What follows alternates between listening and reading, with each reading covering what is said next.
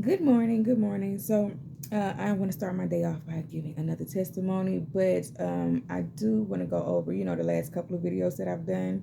I know the last little handful they may have seemed extremely down and sad.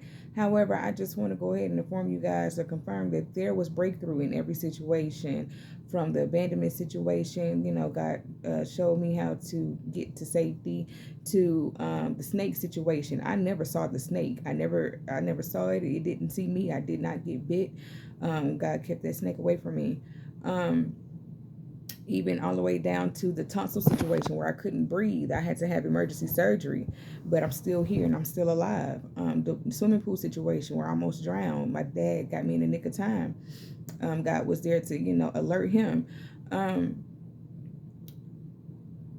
so now I'm just going to go ahead and move forward with another testimony. And this is after my sister passed away.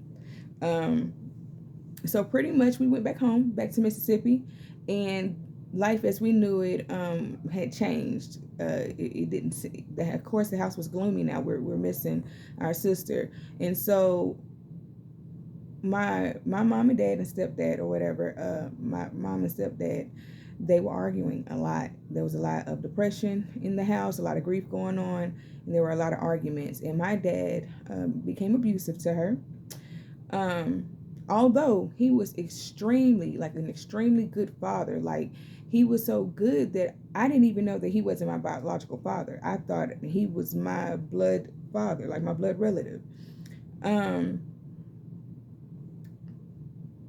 he was a superhero to me. Like when I didn't have a voice for myself or didn't know how to articulate my feelings, like he was very attentive and he paid attention to if I was being, mistreated or whatever. He would speak up for me. He would advocate for me. And so he was my superhero. He taught me how to do a lot of things. I could always rely on him. But even though he was a great, phenomenal father, he was not a good husband to my mother. Again, there was emotional abuse, physical abuse, just in every way, just in every way there was abuse.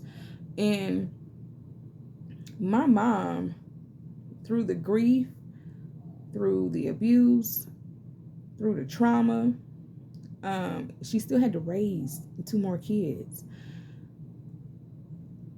And so she devised a plan to make herself better, to make herself stronger. In the situation before she, put this plan into play, she actually relied on my dad for a lot of things. He came from a family of wealth and she did not. So she relied on him for a lot of things. So when she decided to better herself and make her life better, which was to go to school to get her nursing degree, um, he didn't like it. I felt like he felt envious of it. Um, he probably felt like she was trying to get away, and she was. She was trying to get away, but he didn't like it. And my mom told me that the reason why she even chose nursing in the first place was because the nurses that worked on my sister and took care of my sister in the NICU, and the nurses that traveled, that were traveling nurses who had to travel on planes with her to transfer her and her body from one state to another. She admired them and she respected them, and that made her want to become a nurse, to see how proud and passionate and careful and kind they were in the situation. That gave her inspiration to become a nurse. So she went to school and she got and she graduated. And once she did that, she devised a plan to leave, to escape. And on the day that we were trying to move, my dad was at work, and one of the neighbors helped us load up a car. But another neighbor or someone called my dad, and he came quickly. And although I knew my mom was being abused, also there were drugs in the situation as well.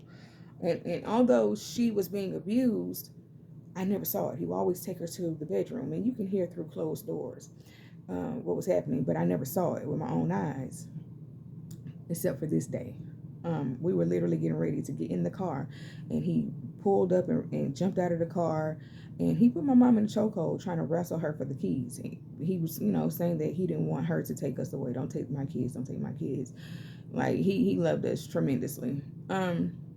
So they wrestled for this, and I stood on the other side of the car staring at my dad, and with so much hurt, so much pain in my eyes to see how he was handling my mother. I had never seen him in that light before. He'd always been my hero, so I'd never seen him as a villain before. And so I was staring at him, and when he locked eyes with me and he seen the tears in my eyes and the disappointment and the disbelief and disapproval, he let her go. He let us go. He did not want me to see him like that either. And so we ended up leaving, and we moved from Mississippi to Houston.